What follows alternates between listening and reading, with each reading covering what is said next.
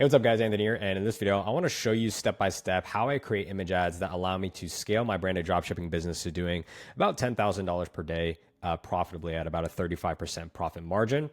And if we take a look into my ad account, I actually do not use any ripped content of any kind. So what I want to do is show you a strategy for coming up with image ads to where you can run your entire ad account without ever running a single video. Imagine never having to rip content, never having to pay for UGC, never having to make AI UGC.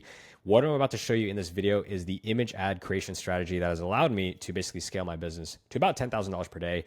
And I am pretty much probably never going to use video ads on this account because why bother when I can make image ads in like half the time and print money like this. So without wasting any time, let's get into the video. All right, so when I say I run image ads, and really quick, I don't know if I did this yet, but if we scroll through my entire ad account, I have 2 campaigns. And as you can see, there's not a single video here in sight. It's just all images with different copy. I'm going to explain first what the actual strategy is so you can understand it, because it's not, when you think of image ads, you're probably thinking of a certain style of creating them. And this is not what we're going to do. So when you think of an image ad, you're probably thinking of a brand that looks like this. Okay, so you're probably thinking of a brand that looks like this. This is a brand called Obvi, very massive, I think 9-figure supplement brand. And when I say image ad, you probably think you're going to learn how to make images like these. This is actually not what we're going to do at all. In fact, this is the complete opposite of the style of image ad that we're going to create. So I have not seen anybody brand this term, but the style of image ad that we're going to create is something that I like to call the native MSL. Okay, so we're using a style called the native mini sales letter. And essentially what this is a native image paired with a mini sales letter. So a native image is going to constitute something that looks like somebody would have shot on their iPhone and uploaded to the platform if they were sharing it with friends and family. So if you think about any photos that you upload to Instagram or someone in your audience, like a 60-year-old grandma, the types of photos that they upload to Facebook look absolutely nothing like this. Like this screams advertisement. And what we want to do is create images that are instead going to blend in the platform or blend in with the platform. We want images that are essentially going to give off the appearance that this is somebody who has basically just posted a photo onto their Facebook page because they just want to share an interesting fact or something that happened in their life. Something, again, that looks native, or that, in other words, kind of camouflages and blends in with the platform. And when you do this, what's inevitably going to happen is you're going to be able to generate significantly cheaper cost per clicks, because again, people are not on Facebook, they're not on Instagram to look at ads, they're there to look at the content from their friends or family members. So it is reasonable to assume that if we can find images that actually look like the things, and I hate this A, by the way, let me just round that out, that actually looks like the things that people in our audience are likely to post, then they're going to be more likely to engage with that content and click on that content. So that's the image that we're going to create with AI. Then we need to pair that with a mini sales letter or an MSL. And a mini sales letter is essentially anywhere from 700 to, I would say, 1,400 words of ad copy. And apologies, this handwriting is absolutely fucking atrocious. So it's 700 to 1,400 words of ad copy, and I'll explain in another video how we actually write that copy. I have the full prompts for how I write that copy in the description of this video if you want those as well. But essentially, all you need to know is we're basically taking a native looking image, an image that looks like something a grandma or someone, again, in your audience would post to the platform, and we're pairing it with anywhere from 700 to 1,400 words of ad copy, and that is what constitutes a native mini sales letter. And I'll show you what this looks like in practice. All right, so we are live inside of my ad account right now so that I can show you guys an example of what the native mini sales letter looks like in practice. So as you can see, we have an image here of a cat. Notice if we contrast this against the Obvi image, or the pretty much conventional style of creating image ads, you'll see one of these screams advertisement, it screams marketing, and the other one just kind of looks like a sad cat. This could just be a photo of someone's cat. Like there's no selling, no promises, no benefits, no features, no nothing. And because of that, this looks like an actual piece of content, like an organic piece of content that would just live on the platform. And here you can see the native sales letter in practice. You'll see I am not using a hook in my ad copy. Like if you look at this, right? This screams marketing material. You've got over 500,000 women trust this collagen infused 3-step system. You've got the bullet emoji, emoji driven bullet points or benefit driven bullet points, whatever the fuck you want to call them. And if you look at my ad copy, for example, there's no product, no mention of anything. In fact, it actually opens with just a really attention grabbing hook and story that actually just, it makes you just want to keep reading and engage with the content. So it says, it was 2:47 a.m. when I realized the sound Max was making wasn't a normal cat behavior. It was the sound of a cat slowly dying. And again, I'll talk about how to actually come up with that copy in future videos, but hopefully you guys can see very quickly how something like this is much more likely to get clicked on compared to something like this. And your customers are going to be, and your audience is going to be much more likely to engage with content when they don't feel like they're being sold to. So that is the key style of image that we're going to create. Now, you're probably thinking, okay, like where do we actually get these images? Do I get them on Google Images? Do I get them on stock photo websites? Where do I actually pull these images? The cool part is that every single one of my images right now that's scaling in my ad account is completely AI generated. So I want to show you this insane hack to be able to basically create infinite images. So the first thing that we're going to do in finding a native style image is we're going to go into Google and we're going to look for images of just things that are related to our audience. So if I'm selling a cat product, I want to look for photos of cats. If I'm selling a dog product, I want to look for photos of dogs. And you typically want to look for the kinds of photos that would drive curiosity or grab attention. It could be a photo that maybe it looks like there's something wrong with the cat. It could be a photo where maybe the cat's doing something really funny. In this case, I think this photo of this sad cat is just, it's too adorable not to fucking look at. I mean, look at this guy, man. You want to know what's going on with it. And the whole point of the image is that it has to drive curiosity. So what I would do, what I did really quick is basically looked up cat looking dehydrated into Google. And all I'm going to do is look for photos and just scroll. And the first thing that grabs my attention is the first thing that we're going to click on. So as I was scrolling immediately, I'm just going to do this like as naturally and organically as possible.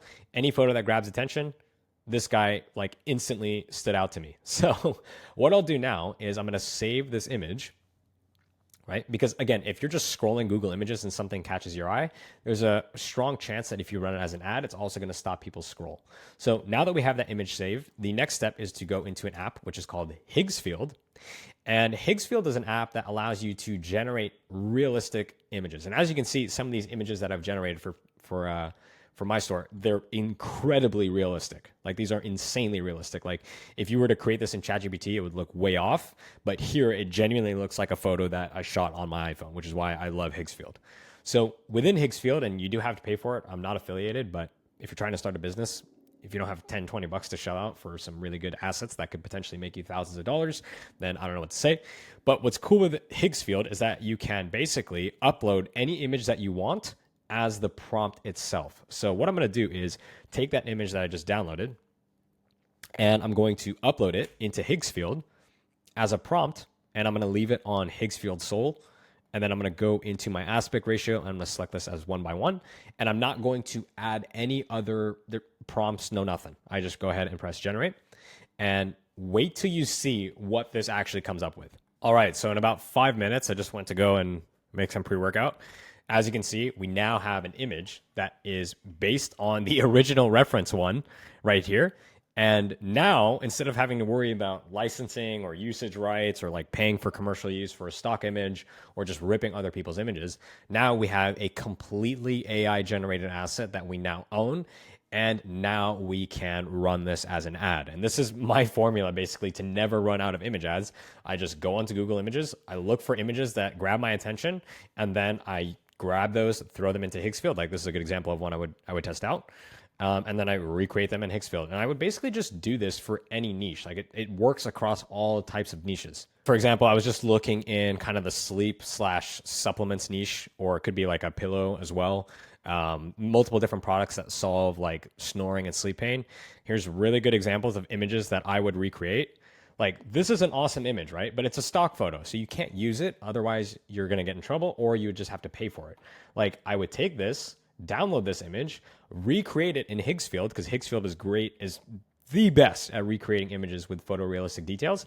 And now I have an image. This is like the exact style of image I would run if I was running a product that had anything to do with sleep. If it was a supplement, if it was a pillow, if it was a blanket, if it was a bed sheet, whatever it is, this is the perfect image that I would run for it.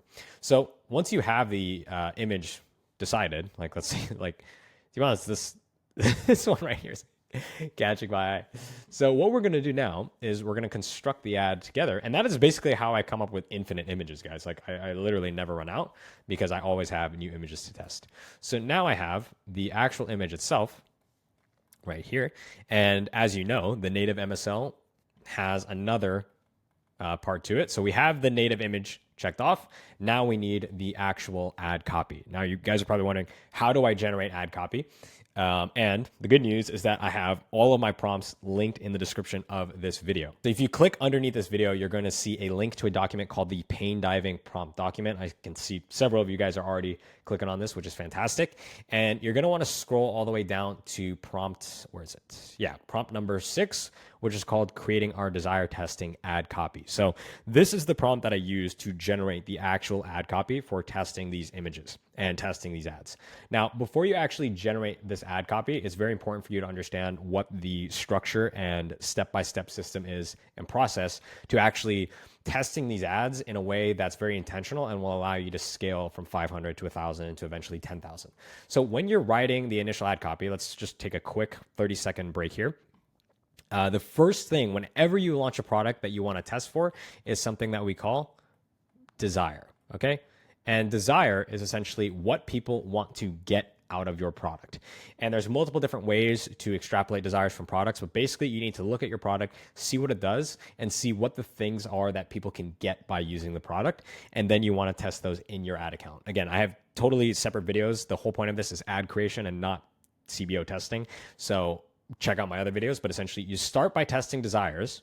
And so your first round of ad copy should be your desire testing ad copy. So you're going to write basically 5 versions of this copy. You're going to use this prompt 5 times, and you're going to use it across 5 different mass desires. And eventually you're going to get a piece of copy. If you go through all of these prompts and you use these in a tool like Claude, you're going to get something that looks like this. Okay, so I went ahead and just copy pasted an example piece of copy. And for some reason, I can't paste in the entire thing. So this is probably about 75% of the copy. And as you can see, it is very, very long. And we pair this with this image. And this is essentially our mini sales letter. And I won't get into the mechanics of like how the copy is constructed, because that's the whole point of having a prompt. But just know that I have basically constructed the copy and this prompt to deliver the copy in a specific framework and a specific narrative flow that will persuade someone to eventually buy the product. It follows a very standard pain, agitate, solution framework where we start with the pain, agitate the pain, and then provide the solution to that person. So once you have generated that copy across all the desires, now you pretty much have the native mini sales letter. And this is the only ad style that I have in my ad account that is currently allowing me to generate. Let's check. See what we're at today. Okay, we're at 3,100 today. We're up 75% compared to yesterday, so we're making some really good pace. And this is the only ad structure that I'm using to be able to generate these results. No videos, no other images.